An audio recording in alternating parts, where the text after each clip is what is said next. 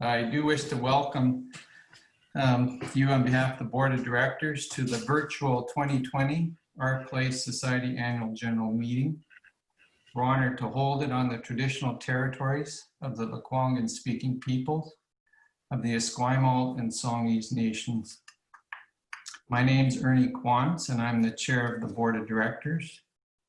And the annual meeting is now called to order. This meeting, in its unusual format, is authorized by a ministerial order under the Emergency Program Act, as we have stipulated participation by Zoom. And as required, we provide a mechanism for all of you to communicate and to vote. There is no requirement to have a physical location for the meeting, but we have done that through the offer of attending to 919 Pandora. But when I was last advised, all members are connected by Zoom. Unlike a lot of software, for me, Zoom is relatively user-friendly. We've been using it as a board since the COVID lockdown, and I found it very helpful. One thing we've learned, and I think you've all followed your instructions, which is good, it's important to keep it on mute when you're not speaking, or we could have up to 25 dogs barking all at once. It's also important that the way we want to do this is when you want to make a motion or vote, if you just raise your hand so that it can be seen in the screen, your vote will be counted. If you wish to ask a question or make a comment when invited to do so, or at any other point, you'll need to speak and say comment or question and raise your hand, and the box will light up around you and I'll acknowledge you. Lastly, in terms of these preliminaries, we're not going to have a secret ballot this year for voting for directors. Our bylaws actually require a resolution if we're doing it by ballot. And this year we will do it by vote of hands, which is authorized by our bylaws. Before starting, I would like to introduce the board members and the presenters. And I'll go in alphabetical order. Lori Austin, who's our secretary. Maybe if you could just, yes, thank you. Dana Butler, the forever past chair. We're very appreciative of her staying on. Greg Connor, who's in India. Margot Goodhand. There's Margot, thank you. Andrea Jakeman Brown, who's the treasurer. Thank you. Green McDonald. Is Green on the next? Oh, yeah, there. Thank you. John McLeod.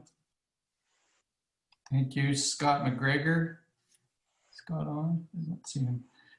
Alan Saunders, who's the vice chair. Chad Stewart. Thank you. Ansley Tucker, the past vice chair. Thank you. And Patricia Walker. I'd also like to recognize Sarah Pocklington. She's a very talented individual who's agreed to join the board with the unanimous support of the board, subject to your approval. And we have the honor of having her tonight as a member. Thank you. Also want to acknowledge that Lori, Diana, and Andrea will participate in the meeting. Also participating in the meeting will be Alf Emer, who's the Director of Finance, and I'll have more to say about him later. And Larry Beatty from Grant Thornton is our auditors. Thank you. And last but not least, Julian Daly, our new CEO. And I do finally want to recognize any staff who are present, given the amazing contribution they've made over the last year.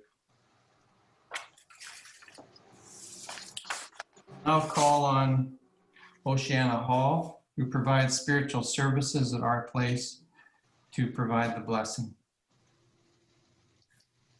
Thank you. As a visitor on this sacred land, I humbly ask the blessing of all the ancestors and spirit of the Coast Salish nations. I ask the blessing of all our relations and extend to the first people of this land a greeting from my nation. the Anishinaabe Crane Clan, from the Great Lake waters to the east. O Gitche Manitou, great mystery and great spirit of all my relations, cleanse our hearts of all brokenness, that we may walk with you along the red road of peace. Purify our minds that we may be guided by your holy wisdom.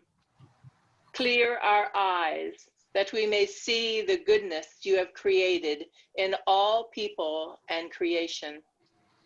Open our ears that we may hear your voice in the silence of our own hearts and the words of all our brothers and sisters.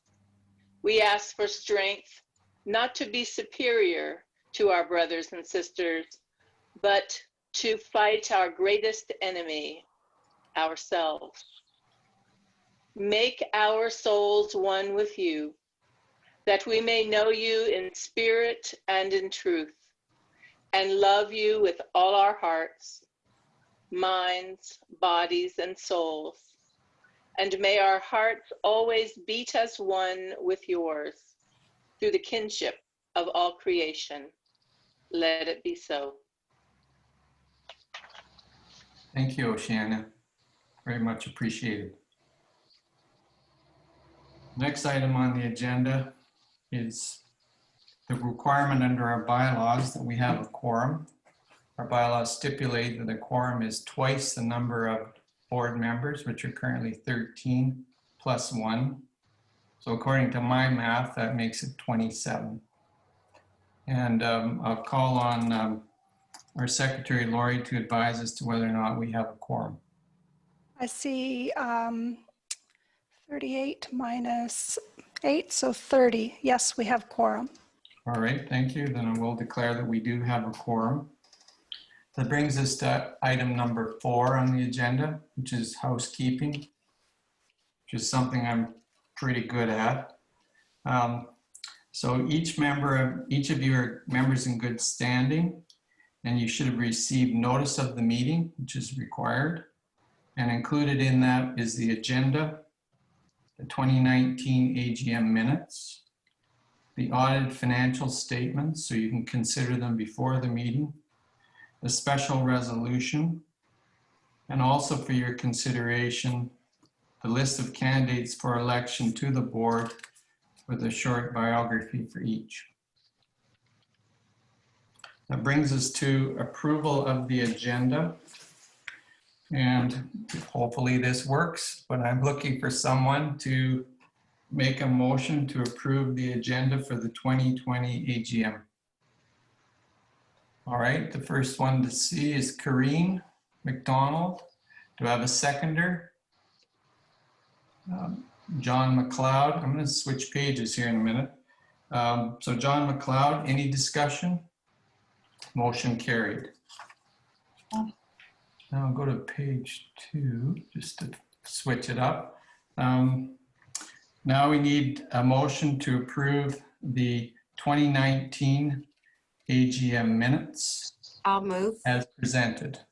Diana Butler. Diana Butler moved, seconded by Greg. Brian. Is it Brian? Greg. Okay. I don't have your last name, Brian. Oh, no. All right, can we try again? Can we have a seconder? Greg. Brian Noonan. Greg. All right, Greg. Any further discussion? All in favor? Opposed? Motion is carried. That brings me to my report.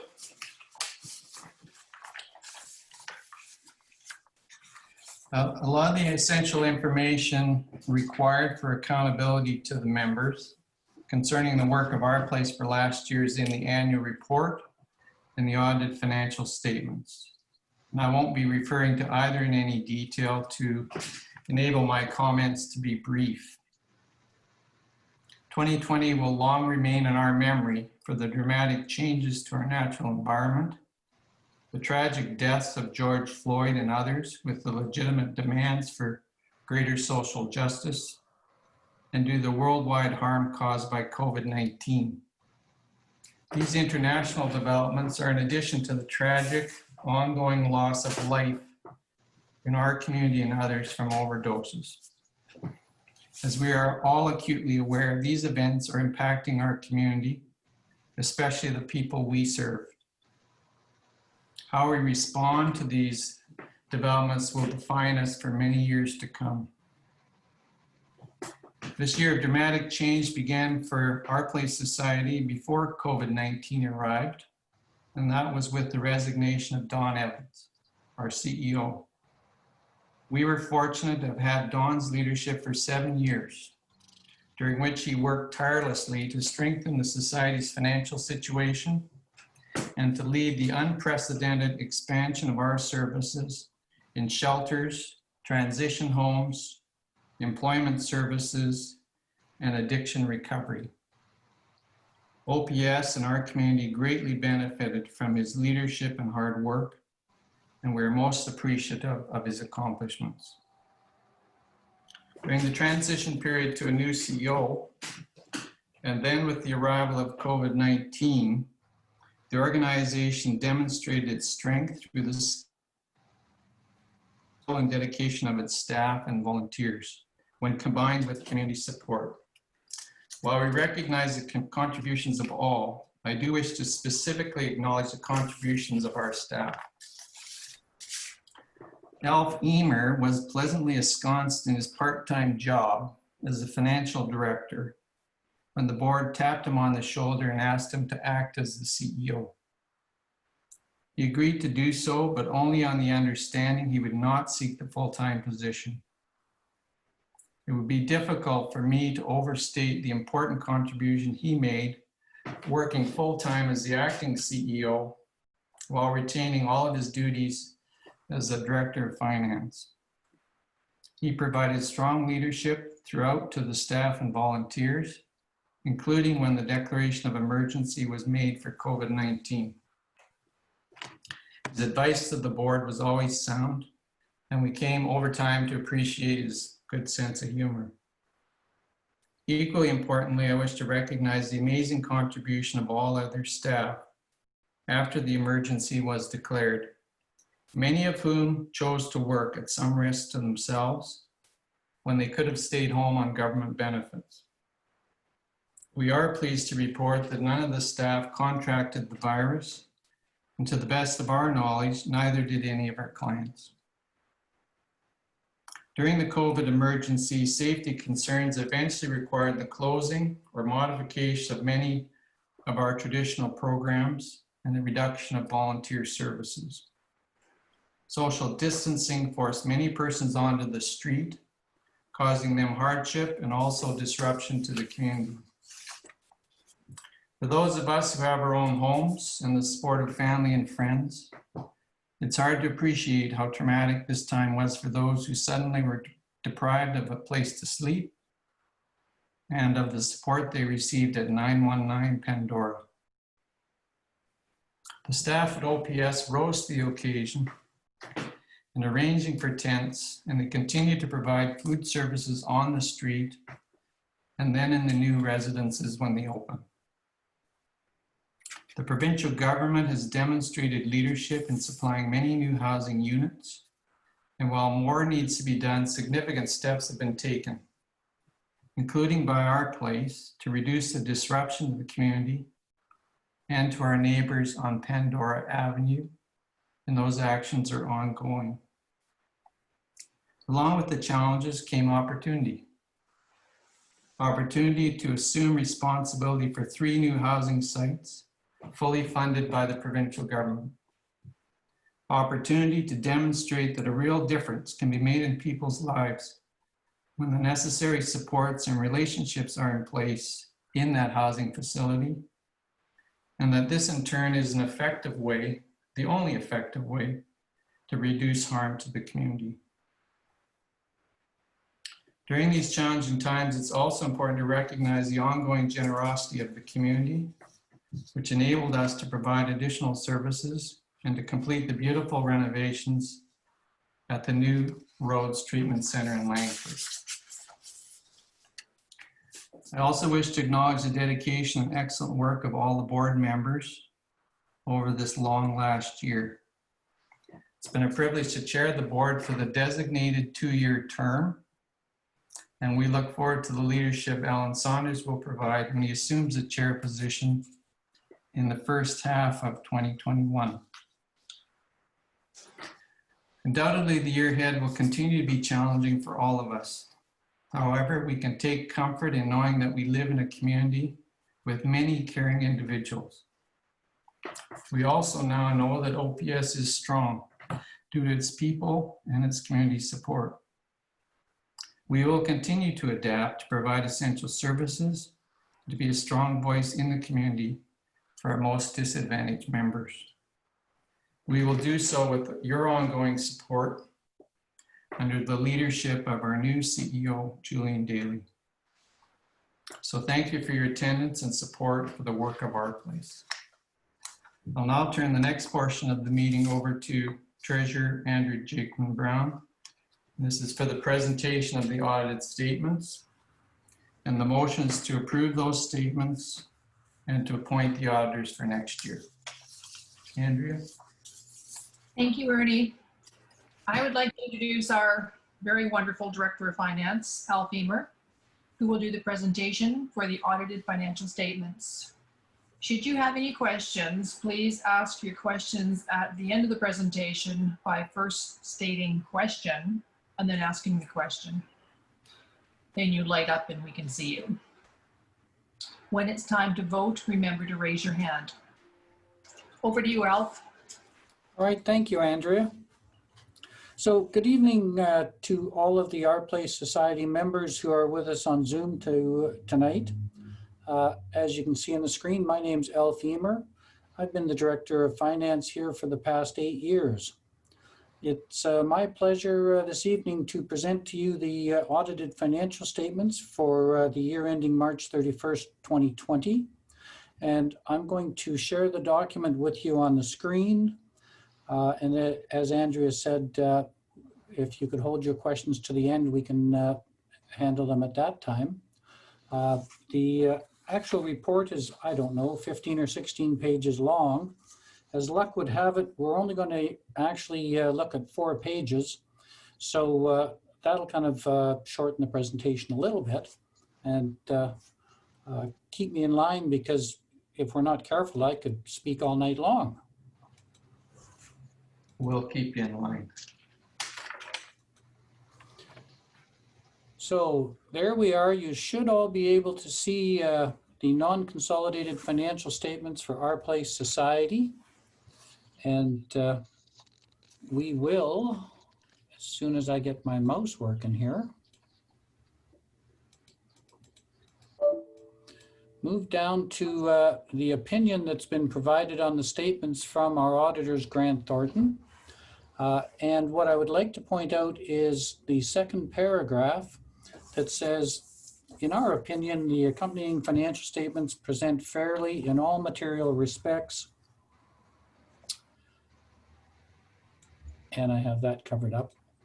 The financial position of the Our Place Society as at March 31st, 2020, and its results of operations and its cash flows for the year then ended in accordance with Canadian accounting standards for not-for-profit organizations. We'd like to thank our auditors. Larry Beatty is with us tonight for the hard work that they did in doing our audit for the year and for providing us with a clear opinion on our statements. With that, I'm going to turn to page 3, which is the statement of our assets and liabilities. You'll see that under our assets, we have cash and cash equivalents of $6.1 million, which is a significant amount. And then further down the page, we have tangible capital assets of $10.6 million. Those are our 2 major asset categories. And I'll explain the level of the cash a little bit in a few moments. The tangible capital assets are primarily our building at 919 Pandora. So that gives us a total assets of $17.1 million. further down the page under the liabilities, we have general accounts payable of $600,000, but 3 lines later, you'll see deferred contributions of $5,185,000. The deferred contributions are essentially funds that we have received from government sources or donors, which are restricted to be used in future years. So we have to hold that money until next year, the year after, when we can then use the money to fund certain projects. And that's why our cash and equivalent balances are so high. The next large line there is deferred capital contributions of 8.8 million. That's actually a loan from BC Housing to fund the building of our building at 919 Pandora back when it was first built. It's being amortized off over a remaining period of 23 years, as long as we continue to use the building for its existing purposes. Essentially, the government is forgiving the debt to us, and then the building will be free and clear. Under our net assets, we have invested in capital assets. That's the net difference between our intangible or our tangible capital assets being the building and the deferred capital contribution of $8.8 million. We have an internally restricted account of $250,000 that was set up this year, and I'll talk about that in a moment. And then we have unrestricted net assets of $372,000 for total liabilities of $17.1 million. Now we'll move on to the operating statement. You can see here donations and fundraising of $5.1 million and grants, which are primarily from government sources, of $6.1 million. Included in that are some private grants, and then housing rental income and amortization of deferred capital contributions. I think the important point to mention here is that the donations and fundraising come from our members and our generous donors, and without their support, we would not be able to provide the services we do. So we certainly want to thank all of our donors for that. So we have there a total of $12.2 million in total revenue. And now we'll move down to the expense categories. And I will touch on the larger ones. The first one is administration expenses. It went up $167,000 this year. Part of that is because we expanded some of our management positions during the year, which of course increased our costs. And then we utilized professional services to do the recruitment for us to be able to find Julian, our new CEO. The next category, amortization of capital assets of $600,000. That is up $169,000 from the previous year. A good portion of that, close to $75,000, is the amortization of the JMAC gardens, which were designed and built as the centerpiece of our therapeutic recovery community. So that beautiful garden that we have out here was completely funded by a private donor. And so as we recognize the amortization expense, we are also recognizing income over the years that has been received to fund that project. The next category would be donations. It says note 12 of $616,930. That donation is actually from the Our Place Society to the Our Place Foundation, and we'll talk about that a little bit later. But essentially that is Our Place transferring by way of donation bequest funds that we have received during the year, as well as some funds that we're setting aside for capital reserves and operating reserves. The next large category is down near the bottom, or category with a large increase, therapeutic recovery community. That expense went from $838,000 to $1.9 million, which of course is a significant increase. But last year we were only in operation for 6 months at the therapeutic community. It opened up in October of 2018. And this year we had a full year of operations, so there's a full year's cost included in the 1.9 million. The last category, transitional housing and shelters. This past winter, for the first time, we opened up a seasonal winter shelter at 919 Pandora, which provided additional shelter mats for 30 individuals. And that accounts for the majority of that increase from 2.4 to $2.7 million. I would note that transitional housing and shelters are all 100% funded by BC Housing. So that brings us to a total of $12 million in expenses. We have a little bit of other revenue, interest income and miscellaneous income, and that brings us down to a excess of revenue over expenses of $280,000. Now, that is significantly higher than last year, and normally our objective is to just do a little bit better than break even. What happened this year was the pandemic in March. That resulted in an outpouring of support from our donors. We received some significant donations. And of course, we're not one of those agencies that just says we have this money, we have to spend it before year end. We have to save that money and spend it on the purpose that it was given to us for, which was to assist us with the pandemic.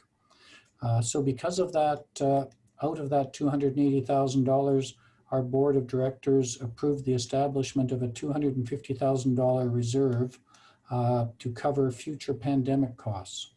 So we certainly thank our donors for contributing that money back in March, and we will make good use of that this year and perhaps even into next year as we see increasing costs of continuing operations with the pandemic.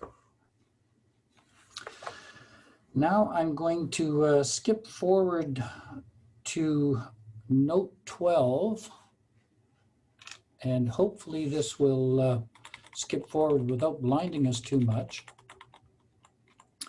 You'll see I'm skipping by all of the notes to our financial statements. I always say, you know, I'll leave those to your reading at your leisure, because quite frankly, only an accountant enjoys reading those notes. And of course, I think they're fabulous, so I read them every night before I go to bed. But most people are happy to just look at the assets, liabilities, income, and expenses. Now, this last page that I wanted to turn to, note number 12, entities under common control. There are two entities. The significant one is the Our Place Foundation. And you can see that there is a summary of their events for the year. Donation and fundraising revenue, $649,000. The majority of that coming from the society. Interest revenue we earned of $68,000. The expenses of $906,000 is essentially the foundation transferring money back to the society to assist in their operations. And that resulted in a deficiency for the year of $187,000. The fund balances at the end of the year were $2,453,000. You can see our foundation has total assets of $2.9 million, liabilities of $500,000, and fund balances of unrestricted fund balances of $2.4 million. Essentially, this $2.4 million is our reserves. they're being held by the foundation, and they are long-term assets that are there to ensure the stability of both the foundation and the society for many years to come. But there is one other thing included on this in this number, the liabilities of $506,000.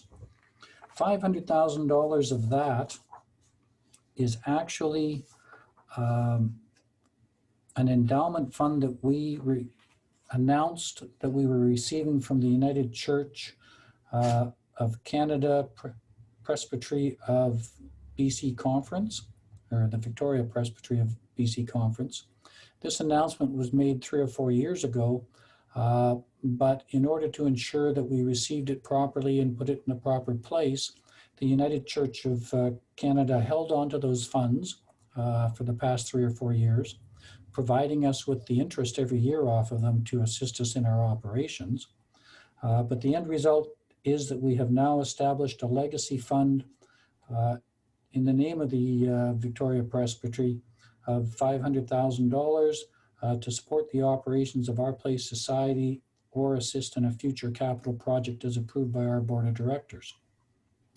I think the reason I really turn to this page and bring this up is I think a special thanks should go out to the United Church and their members for that contribution that they've made to the foundation and the support that they've always given us over the many, many years.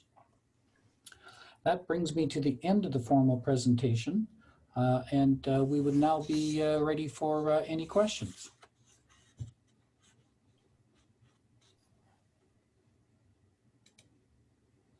So if you have questions, if you just raise your hand, I guess, Andrea, will you identify the questioners? Do you want me to? Yeah, I think it's easiest if the question comes from an individual who says question, because then you light up and we know you're there. All right, any questions? Let's see any on page 1 or page 2 on my computer. I don't see any questions. Can we just check one more time, because this is a new process? Okay, no one on page 1 is lit up, or page 2. Well, then, hearing no further questions, I will make the motion that the audited financial statements as presented be approved. And do we have a seconder for that motion? Brett Hayward. All in favor? It's got a hold, if you hold your hand up, I want to check page 2. All right, opposed? Motion has carried. Thank you.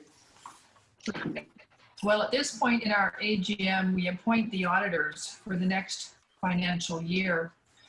Grant Thornton have been our auditors for numerous years and do a terrific job for us. Before I make the motion to retain them again for the next year, just as a reminder to raise your hand. So I will go ahead and make the motion to have Grant Thornton be our appointed auditors for the next financial year. Do we have a seconder? Patricia. Any discussion? Okay, those all in favor, if you could raise your hands. All right, let me check page 1. All right, opposed? Motion has carried. Okay, back to you, Ernie. Ernie, before you proceed, I have a Victor Amy Espinol in the waiting room, and I don't see Linda in the top corner with our list of members. Victor is a member. I can speak for him. He's a member of the cathedral as well. Yeah, I will admit him. yeah, he's definitely one of ours. Okay, he's coming in. Back to you, Ernie. I was waiting for Victor. I don't see Victor, but welcome. Bernie Quant's the chair, and we're just on number 10 on the agenda, which is the report of the Board Development Committee from Diana Butler. Diana, you're muted. That, I always forget that. Sorry. Thank you, Ernie. Okay. So our bylaws require that the society's members elect the directors for the board at the annual general meeting, and that the directors elect the officers from among themselves at the first board meeting after the annual general meeting. So we're not electing officers, we're electing members to the board. Our place bylaws allow for up to 14 board members, and board members are elected for 2-year terms, and directors can serve a maximum of 3 terms for a total of 6 years. Terms are staggered to ensure continuity, and to be elected as a director, an individual must be a member of the organization in good standing. Our bylaws do not allow for elections from the floor. The Board Development Committee, of which I am the chair, and the board, after an intensive process of recruitment and screening, prepared a list of candidates which you received in your notice of meeting, and a short biography for each of those individuals. They're all members in good standing and have agreed to be nominated. The board, in approving these nominations, is confident that these individuals will make a strong contribution to its deliberations, and that they will contribute to the strength of the board and to the society. Our Place Society board is privileged to present the following candidates for election and or re-election to the Our Place Board of Directors.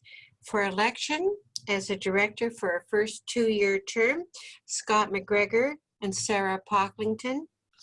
For election as a director for a second 2-year term, Laurie Austin, Margot Goodhand, and Patricia Walker. And for election as a director for a third 2-year term, Andrea Jakeman Brown. I would like to move the election of Scott McGregor, Sarah Pocklington, Laurie Austin, Margot Goodhand, Patricia Walker, and Andrea Jakeman Brown to the Our Place Society Board of Directors. All right, and do we have, as I mentioned at the outset, we're doing it differently this year because it's hard to do the secret ballot. Do we have a seconder of that? We do. motion? All right, Greg, Thank you. any discussion? Just gotta check the pages here. No, all right, all in favor? I gotta go this, okay. Opposed? The motion has carried to approve the slate. Thank you very much. That brings us to agenda item recognizing departing board members. If you're at the board meeting AGM last year, you'll remember I called the departing members up and gave them each a nice bouquet of flowers.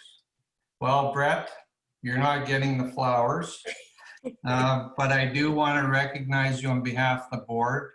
Brett was on our board for a number of years. He had prior experience on similar boards, including as chair, and he had a burning desire to see the recovery center up and running. Made a valuable contribution to the board and has left to do things like go to France and ride around in his motorcycle. Fortunately, he's agreed to continue to make a contribution to Our Place Society by remaining on as a member of the committee that provides oversight to the recovery center.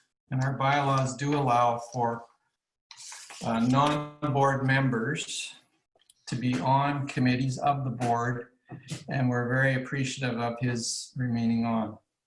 Thank you. That brings us to the special resolution. And you may recall my pleading last year for you to approve this, although pleading wasn't required, I'm sure. But if you've been a member of the board, Our Place for any length of time, you'll appreciate that there's been a significant addition of a number of new board members. And we do have records, and we've got this wonderful software package, which I won't name, that has all our records on it. But the reality is, when you're looking for history of the board, there's nothing like having someone who's been on the board at the time the decisions were made. So we value Diana's ongoing willingness. I think she said this is it, but for one more year to provide that continuity, but also for the sage advice and hard work that she's demonstrated for many years. So the special resolution, which is required if you're going over the 6 years, is to approve Diana Butler's term for a further year, that is for 2020 to 2021. Do we have someone to make that motion? Yes, Larry Peterson, thank you. Do we have a seconder? Alan Saunders. Any discussion? All in favor? Anyone opposed? No, the motion carries. Thank you very much. That brings us to our guest speaker, Julian Daly. When Don retired, we hired a national search team to assist us in finding a new CEO, given the incredible demands and complexity of the position. I'm happy to report that there were a number of strong candidates, but the leaders group that we hired knew of someone in Edmonton that hadn't applied, and that was Julian. He was convinced to apply for this position, and we're all unanimous in our support of hiring him as the new CEO. He has a master's degree from Dublin, and you'll recognize the accent when he speaks. Got that beautiful Irish accent. And from his main experiences relevant to this position is that from 2008 to 2019, he was the executive director of Boyle Street Community Services in Edmonton. One advantage of hiring a search team, which I'd never done in government, is they do a lot of digging around and finding if there's anything hiding under the bushes. And they did a lot of examination into Julian's past. And what struck us was the unanimous, strong support and sense of loss of his leaving. And it wasn't just the colleagues or people at his level, but the people who had worked for him for many years. During his tenure, the staff at Boyle Street went from 120 to 380. And the budget, in government, this would be a negative, but in a charitable organization, it's good. The budget went from 5.5 million to 25 million. That organization provided significant child services, and important for the board was it was the largest Indigenous population serving organization in Edmonton. I have had the privilege of meeting with them, always outside, I might add, on the back veranda, but on a number of issues. And I once said to Ardell after one of our meetings, I don't know that I've ever met a person who, whenever he says something, I'm inclined to agree. It just goes against my lawyerly nature. But that has been the case, and I'm very pleased to introduce you to Julian. Thank you.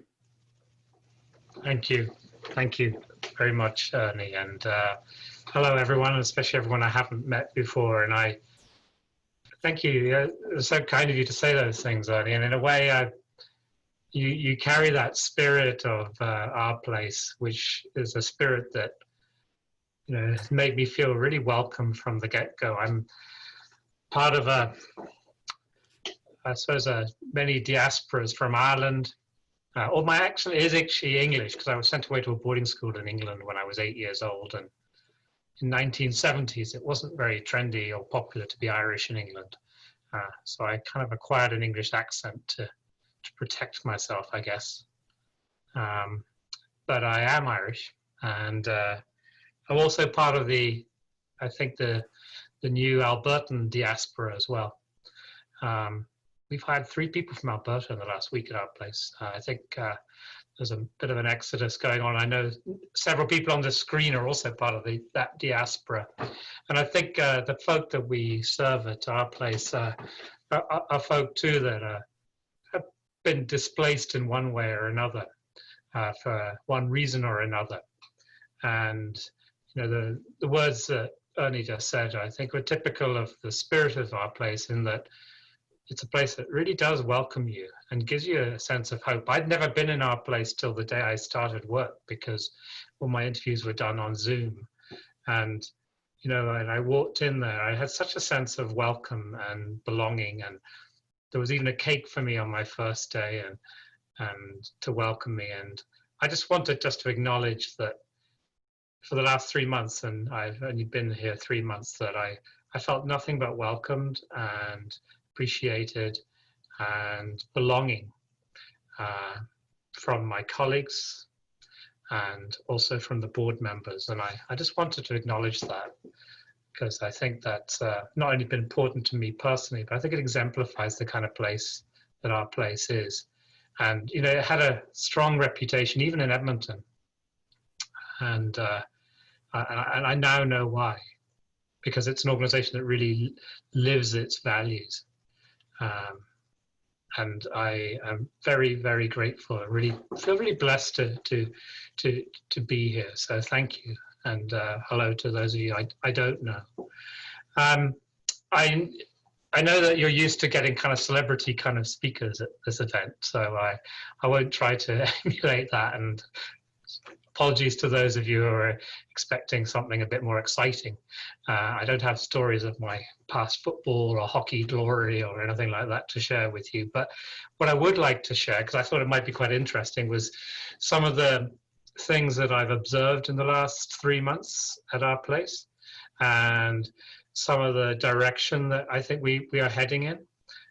You know, as Ernie said in his remarks, earlier, you know, it's been an unsettled year for all sorts of reasons, with Don leaving and COVID, and you know, it's I think staff have been challenged by that, but have shown remarkable resilience. And I would also really honor Alf. I mean,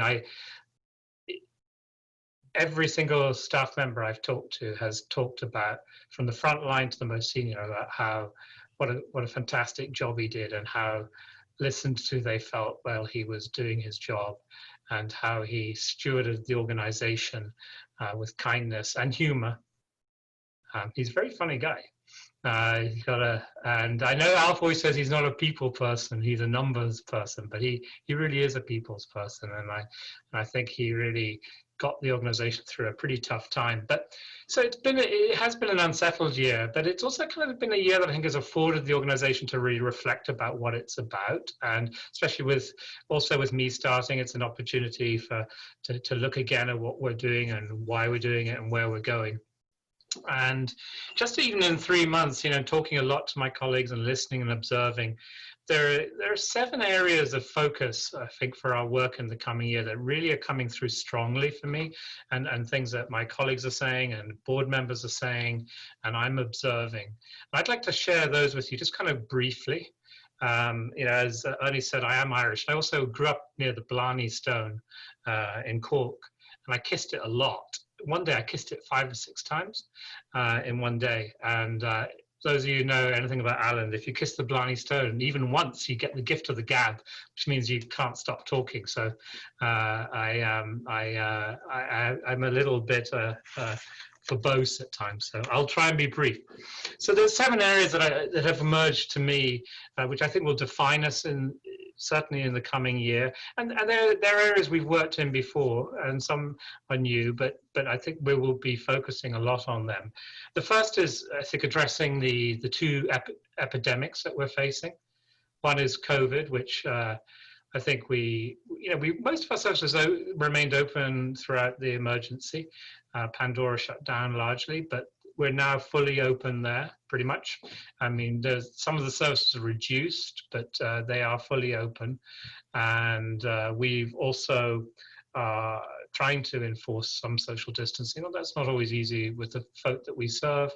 We are making hand sanitizer available to folk and masks, and we're doing all the right things in terms of keeping our colleagues and volunteers and our community and our family members safe.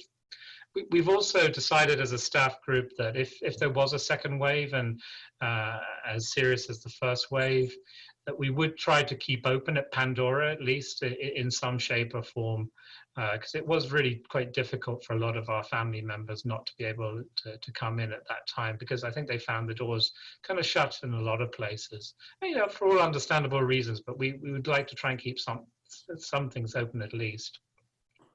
The other epidemic, the silent and invisible and rather forgotten one, is also only referenced, which is the overdose epidemic. And while we have lost none of our family members to COVID, we have lost many handfuls to overdoses, and that remains a very painful experience for our family members who lost their friends and family.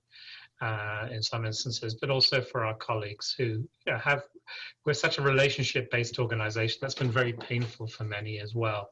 So we continue to do our harm reduction work. We are looking at supervised consumption services, and we have some in the hotels that we are also operating as well. And we're looking at what role do we play in that moving forward. And obviously there's the treatment facility at TRC too, which is doing quite well, but we want to see it growing even more. And in fact, we've just finished the renovation of the second wing, and that will be adding a further 24 beds. We've also loosened up the criteria for entry, so that any male over 19 who has moderate to severe addictions on the island can now apply to come. Don't have to have had contact with the criminal justice system or have been homeless. While those people will get priority, we want to open it up because there's such a need. And we've also made it less rigid. While you're here, you can have coffee and cigarettes now, tobacco and sugar, which previously people couldn't. It was a real barrier for many people. So we're looking to, in the coming year, to really increase that work and bring a lot more people in and really make the TRC thrive. Second area is really to continue to make our place a place of hope and belonging, and a place where all people feel welcome.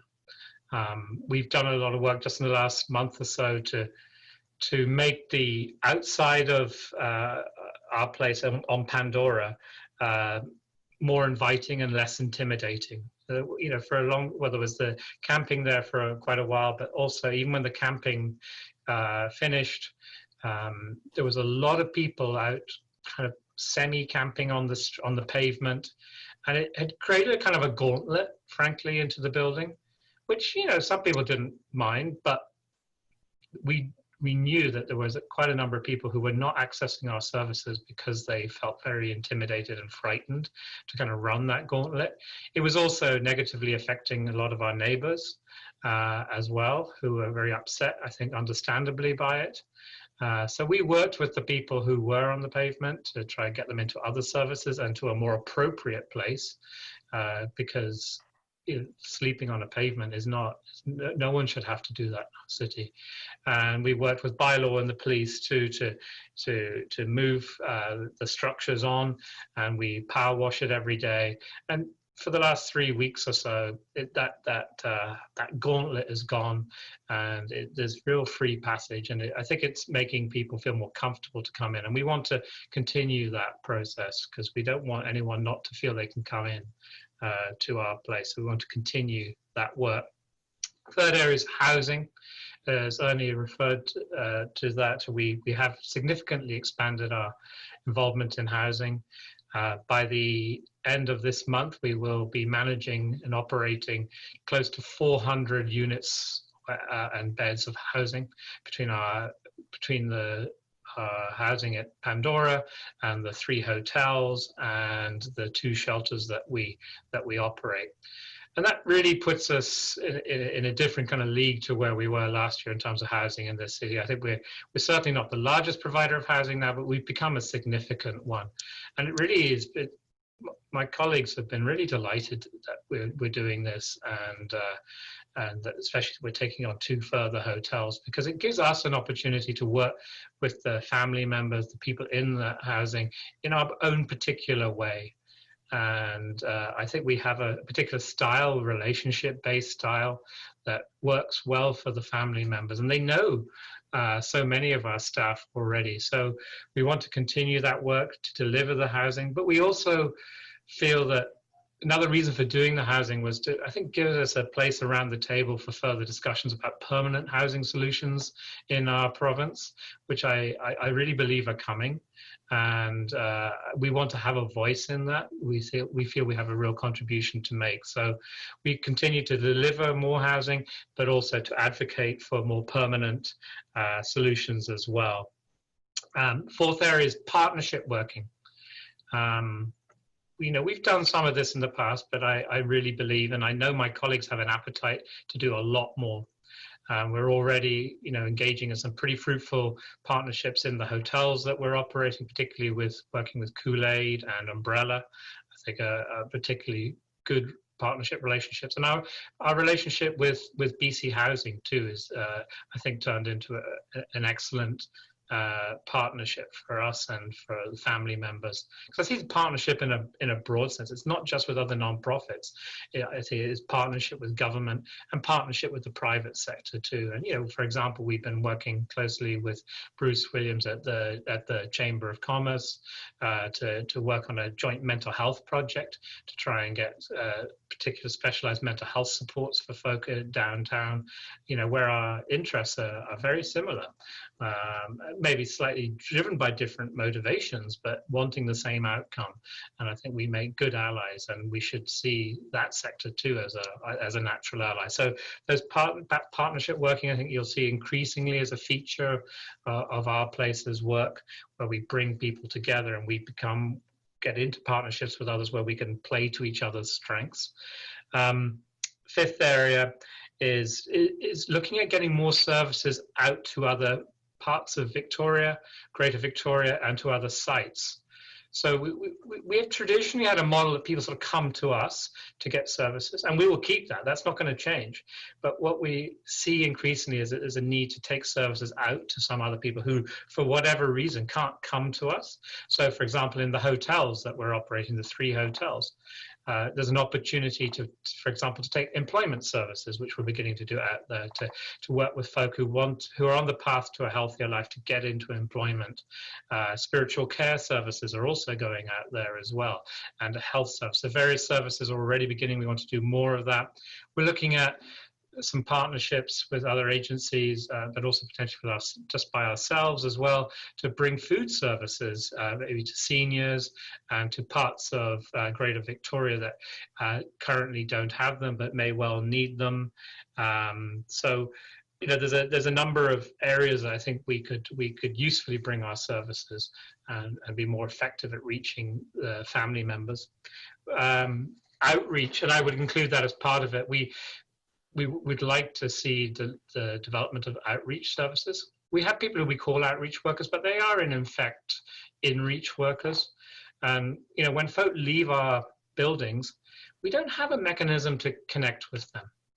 And I think the camping situation in our city has really been a stark example of how we didn't have a way to really reach the folk in the camps, who I think we usefully could have done. And I'd certainly like to, and I know many of my colleagues agree with this, that we should look at how we can have more active outreach services, reaching people who aren't coming into our building, but who do need a connection with us to help them get into services and to make the changes they want to make in their lives. The 6th area is the media work that we do. We've always done that. I think Grant is fantastic director of communications, and we want to continue to do that. I think now more than ever, we need to advocate for services and resources for people who are homeless. We've been doing a lot in terms of advocating for permanent housing solutions on our island, to also educate folk and balance up the stories. Homelessness has become once again a very emotive issue in our city, and the dialogue and the tone of the presentation of the issues has been at times has at times got rather ugly, I think, and hasn't always been well informed. And I think our job now, and has been and will be this coming year, is to inform that discussion and bring some balance to it, and to bring real facts to bear too. And we will continue to do that work. I think, if we have an election, it's an opportunity to advocate for resources as well. But we need to continue to be a voice for those that really don't have one, and who can be sometimes demonized in unfair ways. And we need to address that, I think, at times, and educate folk, because often people get, operating from a place of fear and ignorance. And if we can give better information and help people come into our organization and communicate what we do better, I think we can mitigate some of the worst excesses of misunderstanding and fear. And the final area, and this is something that's emerged kind of more recently, but has really resonated with my colleagues and with those that I've talked about, is opening our door a bit wider. And this is about recognizing that there are quite a few people in Victoria right now who are going through tough times, maybe for the first time. And I think it's only going to get worse when the CERB payments end in a month or so. There are people who are really on the edge, who are just getting by because of those benefits. And when they end, they won't get by, or not very well. And there are already people who are struggling because they've lost their jobs, and they have been isolated for a long time as well. So there's often a combination of loss of income, loss of confidence, sense of isolation, mental health challenges, addictions emerging. And these are a group of people who traditionally would never probably have seen our place as a place for them. But I think that they would really welcome some of the services that we have, particularly the food services and employment services, spiritual care services, and just somewhere to come and be part of a community, and come to a place where they won't be judged, because poverty is deeply shaming, and there's a lot of stigma with it, and especially for people who've never experienced it before. It's very hard. I remember in Edmonton, 2008, when a lot of people lost their jobs in the oil and gas industry, people coming into Boyle Street where I work in tears, and actually saying to us, young people usually, young guys, and saying, I never thought I'd end up in Boyle Street, because like in Edmonton, Boyle Street was pretty kind of similar to like our place. It was a kind of a place of last resort for many people. And I would really want us, and I know my colleagues do too, to welcome any Victorian who's struggling right now. This is a place, we're here for them as well. And we want to really extend that welcome and that message. And as I said, not in any way, not to continue to serve the people we've always served. We will always serve the homeless population and street involved population. That's our history and our foundation. But we want to open the door a bit wider to anyone who's in need in our city. And so I think those are I think the kind of key areas of focus I see emerging for us moving into the future. And I feel there's a real excitement in the organization right now. It's I know a lot of people are really struggling with this time and feel it as a dark time, but I don't know, if you came into our place now, I think there's an energy and excitement, and morale is good. And I feel for those reasons, and because what these things I've mentioned are things that are all things our family members have articulated they want and they need, I really feel confident that we'll achieve a lot of this, and that it will really, and that my colleagues and myself are really motivated to achieve them as well. And I look forward to next year, reporting back to you that a lot of what I've just said this evening will have been developed and delivered to the people that we serve. Thank you. All right, thank you, Julian. Does anyone have any questions or comments for Julian? And you'll need to do two things. One is undo your mute and say question and hold up your hand. And when I hear that, I'll find you on this 1 or 2 pages. Question. Yes, Anne. I'm just wondering, Julian, thank you for your presentation, but when you're reaching out to people, might this look at setting up satellite our places in each of the municipalities that make up Greater Victoria? Yeah, it's interesting, Anne, that you say that, and I think that could be a possibility. I know we obviously couldn't do anything and wouldn't without the board would have to approve that. Any new projects have to be approved by the board, but there's certainly been discussion. In fact, at the management team today, there was a discussion exactly about that and about the needs, for example, in West Shore, and also the fact that there's a lot of social housing going into the West Shore, and that there may well be certainly an emerging need as well in that part of Victoria.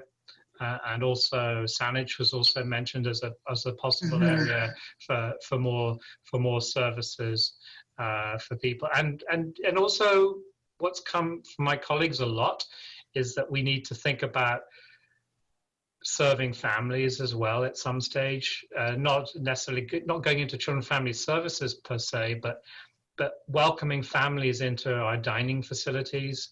If we had food available, say in West Shore or Saanich or wherever, that there should be an opportunity, because families are going to be struggling and are struggling, and we want to create a safe space where families could feel they could bring their children and dine and eat with us safely and not be frightened to come in, but that we need to think about whether we should open that up, because some of you will know that we don't actually serve anyone under 19 currently, but I think there's an openness in the staff group to look beyond that at this time. Thank you. Thank you, Anne. Any other questions? Who was it? Brett, thank you. Yeah, thank you for your report, Julian. I was encouraged to hear that you have a spiritual outreach. And my comment is that because we have such a high proportion of First Nations people as family members, I would be excited and encouraged to hear and learn that we would have First Nation elders going out into the larger geographical community to be a good contact for people, because a lot of our pain in poverty, even without addiction, is that deeper stuff that spirituality can contact. So that's my view there. Was encouraged to hear that they're doing that, and I would be in favor of more of that. Thank you, and that's certainly something I've been talking with the spiritual care team. How do we make that more central to our work? We're not a proselytizing organization, but we are one founded on the United Church, and we have a spiritual foundation. And I know from experience that not all, but many homeless people find great solace and comfort and strength in a belief system, whether that's a Christian one or an Indigenous belief system, and often actually with Indigenous folk that I've served, a combination of the two. And that's often not made available, and there's very little access. So we were really looking at that, and I've been talking with that team about how we can access more elders to serve our family. It's hard to access folk here, as most places, but we're certainly working on that. And also we're beginning to have a bit of a staff discussion about the role of spirituality and faith and in our work generally, and what we would do about that, because we do recognize it's important to some, maybe not all, but for many it is, and that we should make no apology for recognizing that and delivering that to them. Yeah, thanks. Thank you, Brett. Any other questions or comments? Okay, I'm gonna switch pages here. I haven't seen any. I don't want to cut anyone off. Lori.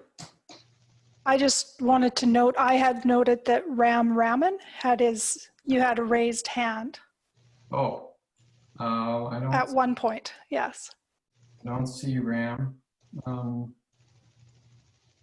Ram, I can't see you on mine. Sorry, do you have a question? No, Comment? I didn't. No, I didn't raise hand now. No. Okay. Yeah. Did we miss you earlier on something you wanted to raise? No. Okay, thank you. Yeah. All right, then that concludes the business of our meeting. Thank you. Unless any other comments? No, thank you very much, Julian. So we need a motion to adjourn the meeting. Anyone prepared to make that motion? Ansley. Do we have a seconder? Margot? Any discussion? All in favor? That motion is carried. I hope you'll all drive safely while you head home. Thank you very much.